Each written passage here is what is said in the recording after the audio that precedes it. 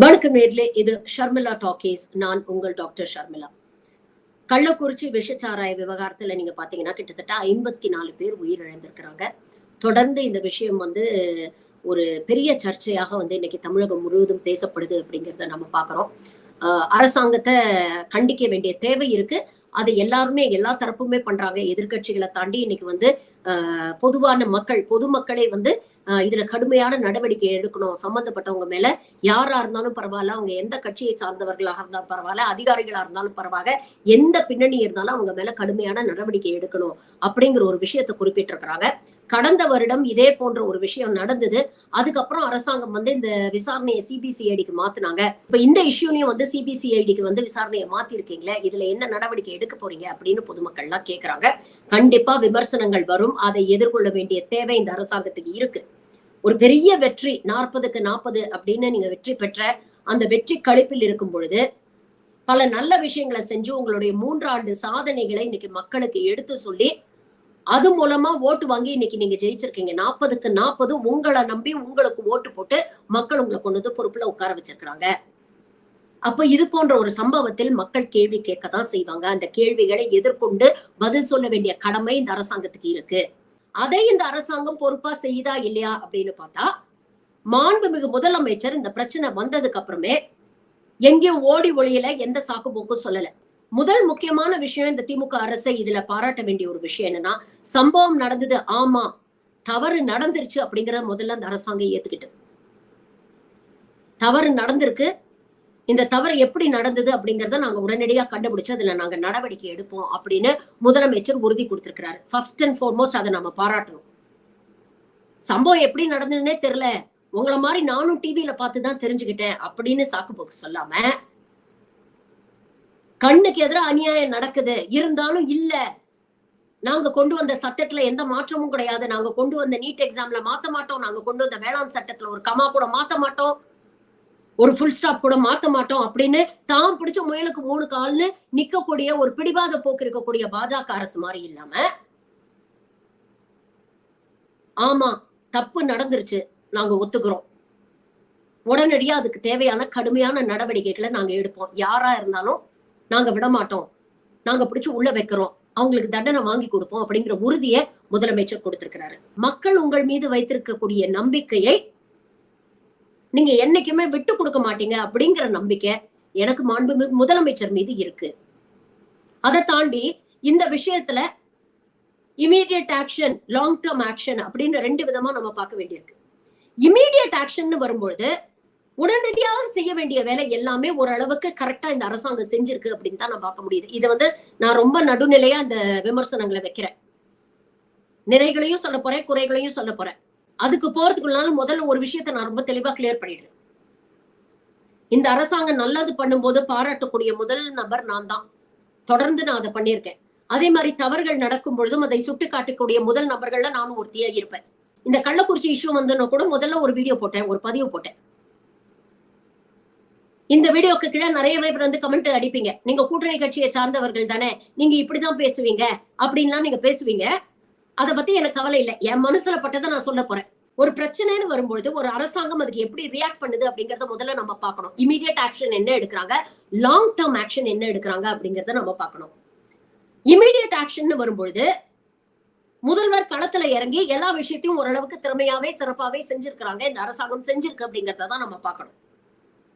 உடனே பாதிக்கப்பட்ட இடத்துக்கு எம்எல்ஏஸ் போறாங்க, அமைச்சர்கள் போறாங்க, பாதிக்கப்பட்ட குடும்பங்களை சந்திக்கிறாங்க, ஹாஸ்பிட்டலுக்கு போயிருக்கிறாங்க, அங்க போதுமான மருத்துவ வசதிகள் இருக்கான்னு பார்த்திருக்கிறாங்க, வசதிகள் இல்லாத பொழுது அதுக்கான வசதிகளை ஏற்படுத்தி கொடுத்திருக்காங்க. கிட்டத்தட்ட ஜிப்மர்ல இருக்கக்கூடிய எல்லா ஃபெசிலிட்டிஸையும் அங்க இருக்கக்கூடிய லோக்கல் கள்ளக்குறிச்சி ஹாஸ்பிட்டல்ல இருந்து மத்த சேலம் எல்லா இடத்துலயும் அவங்க ஏற்படுத்தி கொடுத்திருக்காங்க. மருந்துகள், போதுமான மருந்துகள் இருக்கா அப்படிங்கறது உறுதி பண்ணிருக்காங்க. ஆம்புலன்ஸ் ஃபெசிலிட்டிஸை ஏற்படுத்தி கொடுத்திருக்காங்க. எல்லாருக்கும் சிகிச்சை சரியா போய் சேரணும் அப்படிங்கிற முயற்சியை இந்த அரசாங்கம் எடுத்திருக்கு. அதுக்கு இந்த அரசாங்கத்துக்கும் நம்மளுடைய ஹெல்த் கேர் இன்ஃப்ராஸ்ட்ரக்சர், அங்க வேலை செய்யக்கூடிய மருத்துவர்கள், செவிலியர்கள், சப்போர்ட் ஸ்டாஃப் எல்லாருக்கும் நம்ம முதல்ல ஒரு பெரிய நன்றியை சொல்லிக்கிறோம்.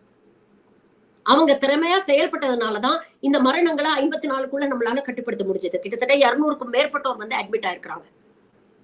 இதோட லாங் டேர்ம் எஃபெக்ட்ஸ் என்ன ஏது அப்படிங்கிறது நமக்கு தெரியாது. பட் ஆனா அட்லீஸ்ட் இதை கண்ட்ரோல் பண்றதுக்கு நம்மளோட ஹெல்த் கேர் இன்ஃப்ராஸ்ட்ரக்சர் நல்லா ஒர்க் பண்ணிருக்காங்க. அதனால அவங்களுக்கு ஒரு பெரிய சல்யூட். இது மட்டும் இல்லாம இறந்தவர்களோட உடலை தகனம் செய்யறதுக்காக அரசாங்கம் எல்லா ஏற்பாடும் எடுத்திருக்கிறாங்க.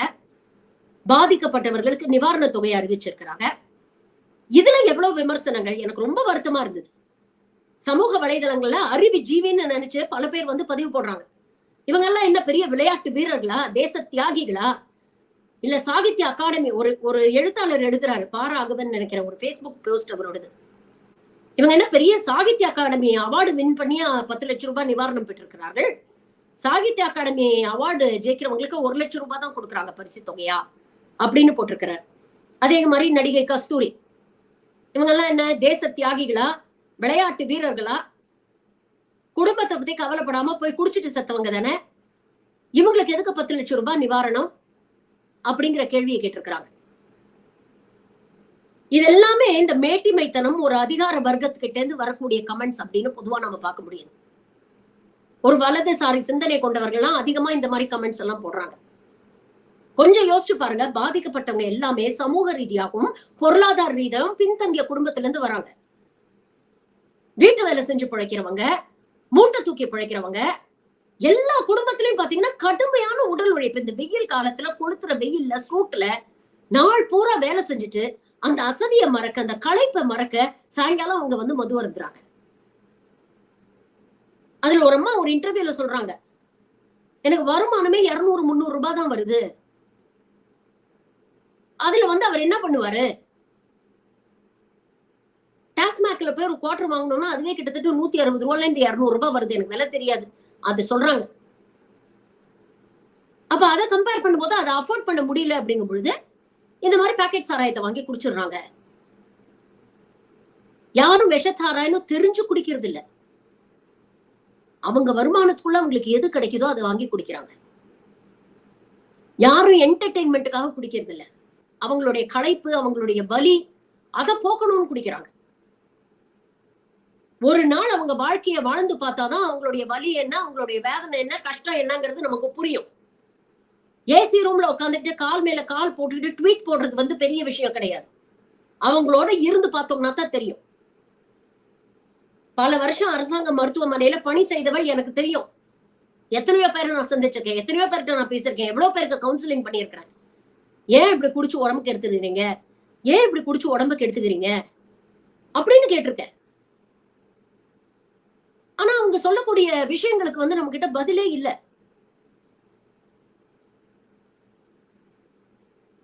அவங்களுடைய உடல் சோர்வு, அவங்களுடைய களைப்பை மறக்கிறதுக்கு, அவங்களுக்கு வாழ்க்கையில இருக்கக்கூடிய கஷ்டங்களை மறக்கிறதுக்கு அவங்க இது ஒரு வழியா பாக்குறாங்க.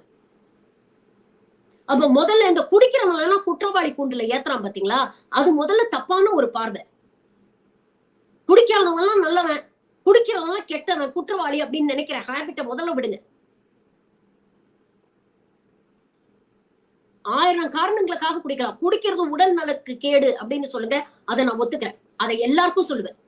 அது ஏழையா இருந்தாலும் சரி, பணக்காரனா இருந்தாலும் சரி, டாஸ்மாக்ல குடிக்கிறவனா இருந்தாலும், கள்ளச்சாராயம் குடிக்கிறவனா இருந்தாலும் சரி, இல்ல பெரிய பப்லயோ பார்லயோ குடிக்கிறவனா இருந்தாலும் சரி, குடிக்கிறது உடல் நலக்கு கேடு, உடல் நலத்துக்கு தீங்கு விளைவிக்கும், வீட்டையும் கெடுக்கும், நாட்டையும் கெடுக்கும் சொல்லுங்க.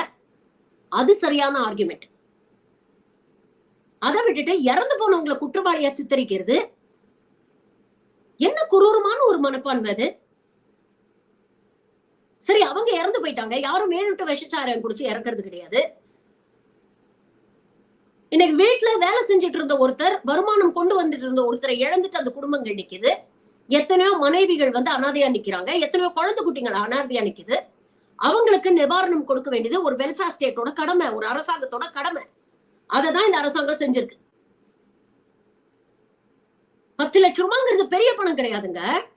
ஒரு குழந்தை பெற்றோரை இழந்துட்டு அனாதையா நிக்குது, அந்த குழந்தைக்கு ஒரு 5 லட்சம் ரூபாய் வந்து டெபாசிட்டா போடுறாங்க. அது மட்டும் இல்ல, அந்த குழந்தைங்களுக்கு 18 வயசு ஆகிற வரைக்கும் அவங்களுடைய மாச செலவுக்கு 5000 ரூபாய் கொடுக்குறோம்னு சொல்றாங்க. இது மட்டும் இல்லாம அவர்களுடைய மேற்பரிப்போட மொத்த செலவையும் அரசாங்கம் ஏத்துக்கணும் அப்படின்னு சொல்லுது. இதெல்லாம் எப்படி விமர்சனம் பண்ண உங்களுக்கு எல்லாம் மனசு வருது? இதையே ஒரு மோடியோ பழனிசாமியோ அறிவிச்சிருந்தா பல்லெழுச்சிட்டு நீங்க எல்லாம் பாராட்டி இருப்பீங்கல்ல. அப்ப உங்களுக்கு நிவாரணம் அறிவிச்சதுல பிரச்சனை இல்ல. யார் நிவாரணம் அறிவிக்கிறா அப்படிங்கறதுலதான் உங்களுடைய பிரச்சனை. இது மட்டும் இல்லாம நடவடிக்கை அப்படிங்கிற பேர்ல அதுல எனக்கு கொஞ்சம் திருப்தி இல்லதான். அதையும் நான் வெளிப்படையா சொல்றேன். இன்னைக்கு மாவட்ட எஸ்பியை வந்து நீங்க இடமாற்றம் செஞ்சிருக்கிறீங்க, கலெக்டரை இடமாற்றம் செஞ்சிருக்கிறீங்க, ப்ரோஹிபிஷன் என்ஃபோர்ஸ்மெண்ட் விங்ல இருக்கக்கூடிய அதிகாரிகள் எல்லாம் வந்து நீங்க சஸ்பெண்ட் பண்ணிருக்கீங்க. எங்க இருந்து இந்த மெத்தனால் வந்தது அப்படிங்கிற அந்த சோர்ஸை வந்து நீங்க புடிச்சிருக்கீங்க. இந்த நடவடிக்கை பத்துமா அப்படின்னு கேட்டீங்கன்னா இல்ல, சிபிசிஐடிக்கு இந்த வழக்கை மாத்திட்டோம் அப்படின்னு சொல்றீங்க. இருந்தாலும் என்ன மெசேஜ வந்து நீங்க மக்களுக்கு கொடுக்க விரும்புறீங்க அப்படிங்கிற ஒரு கேள்வி இருக்கு இல்லையா? மறுபடியும் சொல்றேன், அந்த 40க்கு 40 உங்கள் மீது இருந்த நம்பிக்கையில் மக்கள் போட்ட ஓட்டு. இன்னைக்கு அந்த நம்பிக்கை தான் உங்க கேள்வி கேக்குது. உங்களை நம்பி உங்களுக்கு ஓட்டு போட்டிருக்கோம் அப்படிங்கிற உரிமையில மக்கள் கேள்வி கேட்கிறாங்க. அந்த நம்பிக்கைக்கு பாத்திரமா முதலமைச்சர் மட்டும் இருந்தா பத்தாது. அவருக்கு அடுத்தடுத்து பொறுப்புல இருக்கக்கூடிய எல்லாருமே இருக்கணும் இல்லையா?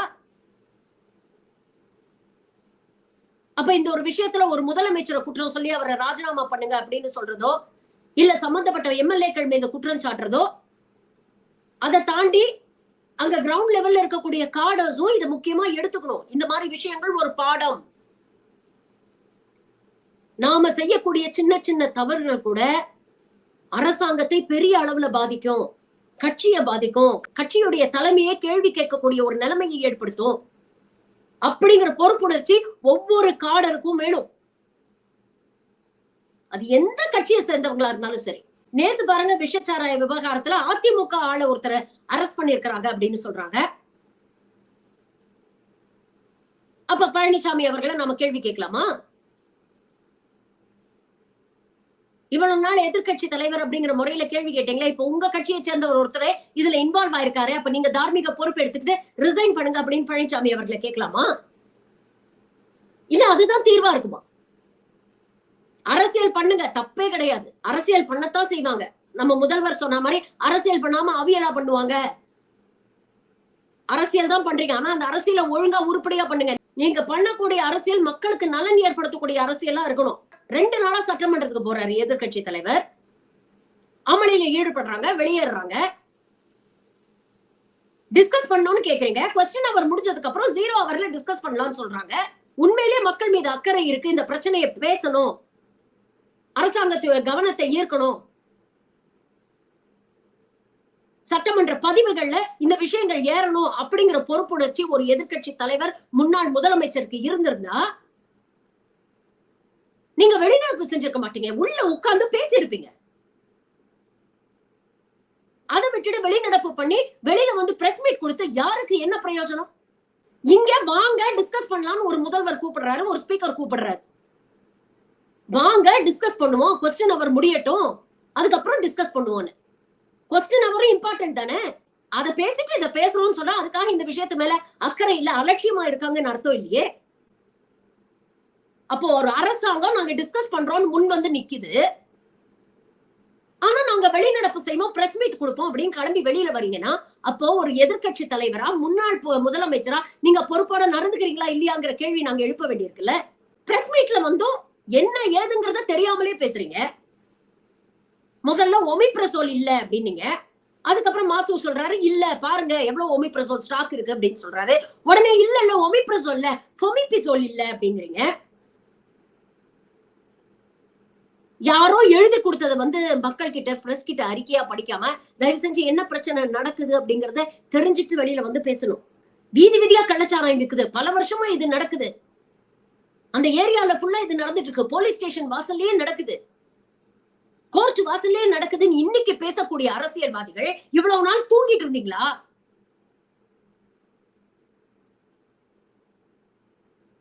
எவ்வளவு சட்டமன்ற கூட்டத்தொடர்கள் நடந்திருக்கு, ஏன் அதுல உங்களால பேச முடியல? ஏன் இதெல்லாம் நீங்க கேள்வி கேட்கல? ஏன் இது அரசாங்கத்தோட கவனத்துக்கு கொண்டு வரல? போன வருஷம் நடந்தது, அதுக்கப்புறம் இந்த வருஷம் மறுபடியும் நடந்திருக்கு. இந்த ஒரு வருஷத்துல அரசாங்கம் என்ன பண்ணுச்சு, அரசாங்கம் என்ன பண்ணுச்சுன்னு கேள்வி கேட்கதான் சார் உங்களை எல்லாம் சட்டமன்றத்துக்கு அனுப்புறோம். எங்களுடைய பிரதிநிதிகளா நீங்க கேள்வி கேட்கணும் தான் உங்களை அனுப்புறோம். முதலமைச்சருக்கு இன்னொரு வேண்டுகோளை நான் வைக்கிறேன். பொதுமக்கள் யாராவது இந்த மாதிரி சம்பவங்கள் நடந்ததுன்னா வெளிப்படையா வந்து எங்க கிட்ட கம்ப்ளைண்ட் கொடுங்க, நாங்க நடவடிக்கை எடுக்கிறோம் நீங்க சொல்றீங்க. ஆனா எப்படி சார் தைரியமா வந்து கம்ப்ளைண்ட் கொடுப்பாங்க? ஒரு அம்மா பேட்டியில சொல்றாங்க, இது பண்ற நிறைய சம்பவங்கள் நடந்துட்டு இருக்கு, நாங்க போய் லோக்கல் போலீஸ் ஸ்டேஷன்ல சொன்னா அவங்க சும்மா பேருக்கு நடவடிக்கை எடுக்கிற மாதிரி எடுக்கிறாங்க, அதுக்கப்புறம் யார் அவங்களுக்கு எதிராக கம்ப்ளைண்ட் கொடுத்தாங்க அப்படிங்கறத சம்பந்தப்பட்ட நபர்கிட்டயே சொல்றாங்க, அவங்க எங்களை வந்து மிரட்டுறாங்க அப்படின்னு சொல்றாங்க. இந்த பிரச்சனைக்கும் இன்னைக்கு திமுக அரசாங்கம் ஒரு தீர்வு கொண்டு வந்திருக்கு. உண்மையிலே அவங்களை பாராட்டுறேன். முதலமைச்சரோட இந்த முயற்சி உண்மையிலே நல்ல முயற்சி. பொதுமக்கள் வந்து பயப்படுறாங்க, அவங்களால சொல்ல முடியல அப்படின்னு டோல் ஃப்ரீ நம்பர்ஸை உருவாக்கி இருக்கிறாங்க. அந்த டோல் ஃப்ரீ நம்பர்ஸை இதுல நான் வந்து உங்களுக்கு ஷேர் பண்ண சொல்றேன். ஹெல்ப்லைன் நம்பர்ஸ் கொடுத்திருக்காங்க. வெள்ளூருக்கு ஒரு வாட்ஸ்அப் நம்பர் கொடுத்திருக்காங்க. அந்த டீடைல்ஸ் நான் தயவு செஞ்சு இந்த காணொலிக்கு எண்ட்ல நான் போட சொல்றேன். வெள்ளூருடைய ப்ரொஹிபிஷன் என்ஃபோர்ஸ்மெண்ட் விங்கோடைய ஒரு செல் நம்பர் கொடுத்திருக்காங்க. குடியாத்தத்துக்கு ஒரு நம்பர் கொடுத்திருக்காங்க. எல்லாமே toll free numbers, dedicated helpline numbers கொடுத்திருக்காங்க. திருப்பத்தூருக்கு ஒரு நம்பர் கொடுத்திருக்காங்க. இந்த போன் நம்பருக்கு கான்டாக்ட் பண்ணி நீங்க உங்க கம்ப்ளைண்ட்டை பதிவு பண்ணலாம். உங்களுடைய தகவல்கள் பாதுகாப்பாக வைக்கப்படும். யாருக்கும் வந்து ரிவீல் பண்ண மாட்டாங்க. ஏன்னா இது டைரக்டா எஸ்பிக்கு போகக்கூடிய ஹாட்லைன். இது மட்டும் பத்தாது, மாண்புமிகு முதலமைச்சருக்கு மீண்டும் ஒரு வேண்டுகோள், டைரக்டா ஒரு சிஎம்க்கு ஒரு ஹாட்லைன் ஏற்பாடு பண்ணுங்க. இந்த கள்ளச்சாராயத்தை ஒழிக்கணும் அப்படிங்கிற உங்களுடைய நோக்கத்துல எங்களுக்கு எந்த சந்தேகமும் இல்லை. ஆனா அதை நடைமுறைப்படுத்துறதுல ஏதோ சிக்கல்கள் இருக்கு அப்படிங்கிறது இப்ப தெள்ள தெளிவா தெரியுது. நீங்க நல்லதே பண்ணணும்னு நினைச்சாலும் உங்களுக்கு கீழே இருக்கக்கூடிய அதிகாரிகளோ இல்ல மற்றவர்களோ அதற்கு ஒத்துழைக்க மாட்டேங்கிறாங்க. சிஸ்டம்ல நிறைய ஃபிளாஸ் இருக்கு அப்படிங்கிறது இன்னைக்கு தெளிவா தெரியுது. இந்த சம்பவம் நடந்ததுக்கு அப்புறம் பல இடங்கள்ல வந்து கள்ளச்சாராயத்தை பதிமுறை பண்ணிருக்காங்க.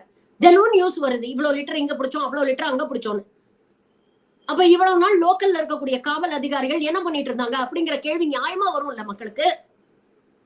அப்ப இதெல்லாம் இவ்வளவு நாள் தெரிஞ்சே சும்மா இருந்தாங்களா அப்படிங்கிற கேள்வி கேட்பாங்கல்ல.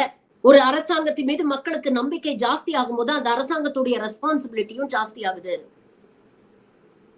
இன்னைக்கு மக்கள் உங்களை நம்பி உங்களுக்கு ஓட்டு போட்டு உங்களை வந்து சட்டமன்றத்துக்கும் பாராளுமன்றத்துக்கும் அனுப்பியிருக்காங்க.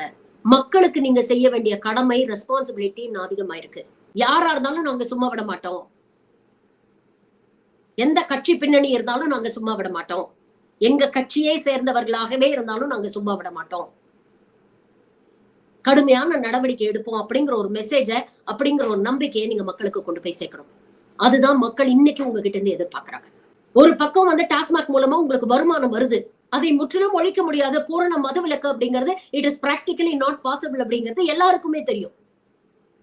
ஆனா ஆல்டர்னேட் சொல்யூஷன் என்ன? மக்களுக்கு எப்படி வந்து கொண்டு போய் சேர்க்க போறோம்? மது எப்படி உடல் நலனை பாதிக்குது அப்படிங்கறத மக்களுக்கு கொண்டு போய் சேர்க்கணும்.